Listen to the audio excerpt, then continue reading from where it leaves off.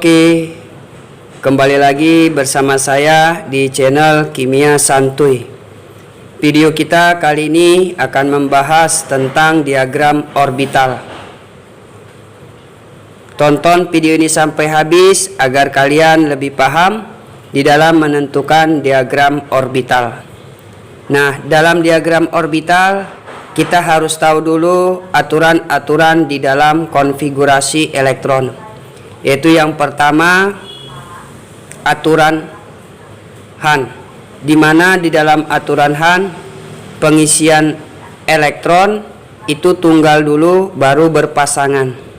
Kemudian larangan Pauli, di mana tidak ada suatu atom yang mempunyai harga keempat bilangan kuantum yang sama.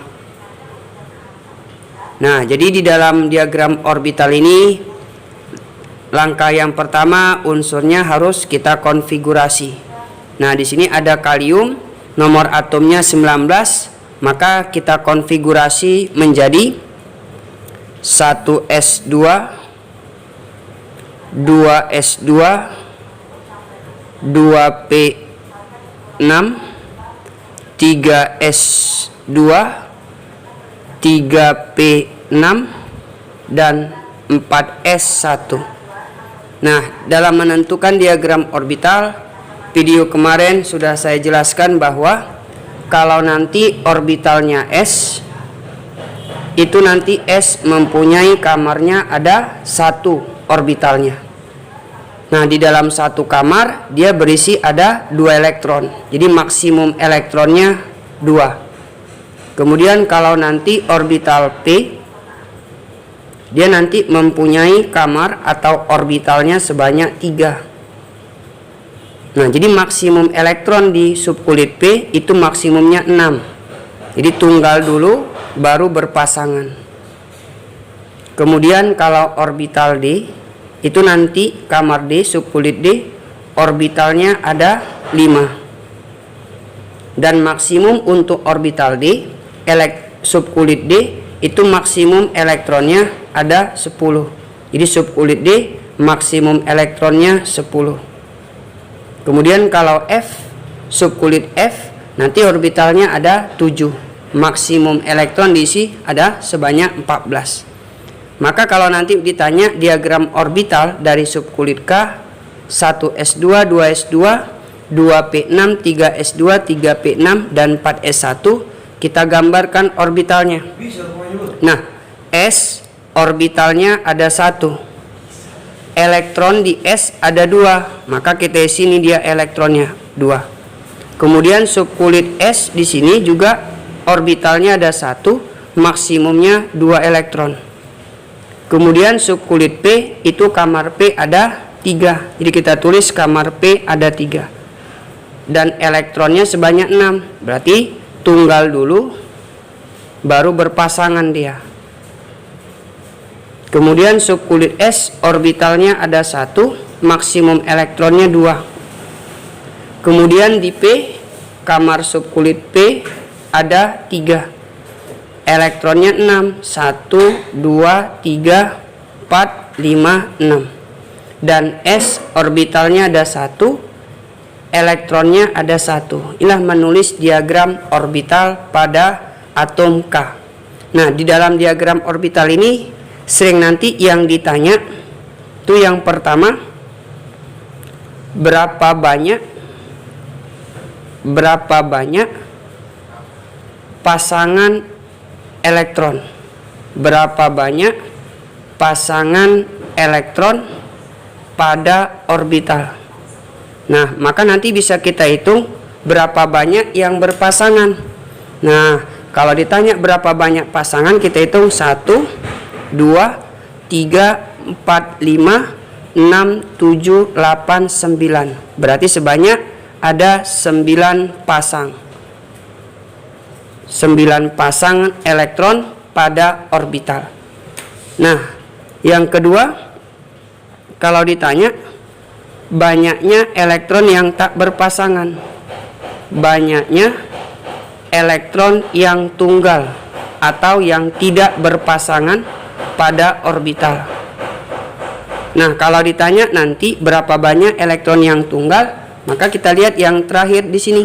Maka yang belum berpasangan sebanyak 1. Jadi elektron yang belum berpasangan ada 1 elektron yang tunggal yang belum berpasangan. Nah, gitu menentukan diagram orbital. Kemudian contoh yang lain misalnya krom.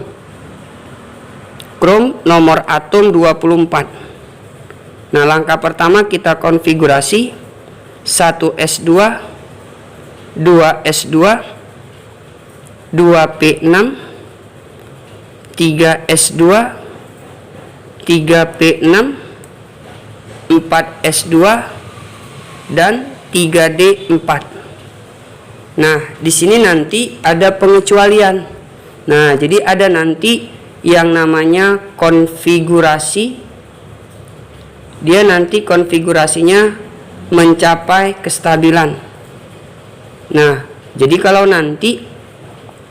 kalau konfigurasinya berakhir di subkulit S2 dan D4, atau satu lagi S2 D9.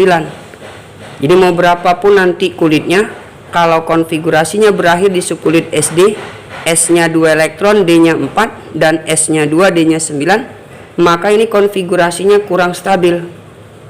Kenapa? Karena nanti di dalam konfigurasi stabil itu ada 2, ada stabil penuh dan ada konfigurasi setengah penuh. Nah, artinya si D, subkulit D, orbitalnya penuh sebanyak 10 elektron dan setengahnya ada sebanyak 5. Maka D ini ada 4. Berarti kurang 1 dia supaya stabil. Maka S ini akan memberikan 1 elektron kepada si D. Maka konfigurasi stabilnya berubah menjadi S1 D5. Begitu juga dengan S2 D9. D ini elektronnya 9. Dia kurang stabil. Jadi stabilnya dia perlu 1 biar stabilnya konfigurasinya penuh. Maka S ini memberikan kepada D. Jadi D yang penuh, S-nya menjadi setengah penuh. Maka konfigurasinya berubah S1 D10. Inilah dia. Jadi kalau nanti konfigurasinya kalian jumpa S2 D4 dan S2 D9, ini konfigurasinya kurang stabil. Maka dari sini bisa kita ubah konfigurasinya menjadi S-nya memberikan 1 elektron, maka menjadi 4S1 3D5. Nah, maka kalau nanti membuat diagram orbitalnya, S tetap kamarnya ada 1 dan elektronnya ada 2. Kemudian di S, kamar S juga ada 1, elektronnya ada 2. Nah, subkulit P, orbitalnya sebanyak 3 dan elektronnya 6. Berarti berpasangan semua, 1, 2, 3, 4, 5, 6. Kemudian S, kamarnya ada 1, elektronnya ada 2. Kemudian P, kamarnya orbitalnya sebanyak 3, elektronnya 6, 1, 2, 3, 4, 5, 6. Nah, di sini S kamarnya 1, tapi elektronnya enggak 2, tapi berubah menjadi 1 karena memberikan 1 elektron kepada si D. Maka S-nya menjadi 1 elektron. Dan D kamarnya ada 5. Nah, elektronnya 5, berarti tunggal dulu, 1, 2, 3, 4, 5. Nah, gitu dia. Jadi kalau nanti di sini kalau ditanya berapa banyak orbitalnya. Jadi kalau ditanya berapa banyak orbital pada krom dengan nomor atom 24. Jadi kalau ditanya banyaknya orbital, kita hitung. Orbital itu kamar 1, 2, 3, 4, 5, 6, 7, 8, 9, 10, 11, 12, 13, 14, dan 15. Jadi sebanyak ada 15 orbital pada krom nomor atom 24. Kemudian kalau ditanya yang kedua, berapa banyak pasangan elektron? Berapa banyak pasangan elektron? Pasangan elektron pada orbital. Nah, jadi kalau ditanya berapa banyak, kita hitung 1 pasang 2, 3, 4, 5, 6, 7, 8, 9. Jadi ada sebanyak 9 pasang. 9 pasang elektron pada orbital yang sudah berpasangan. Kemudian yang pertanyaan ketiga, berapa banyak elektron yang tunggal atau tidak berpasangan. Nah, jadi kalau ditanya yang tidak berpasangan, itu kita cari yang tunggal. Maka ada 1, 2, 3, 4, 5, 6. Berarti sebanyak ada 6 elektron yang belum berpasangan atau yang tunggal. Nah, gitu menentukan diagram orbital.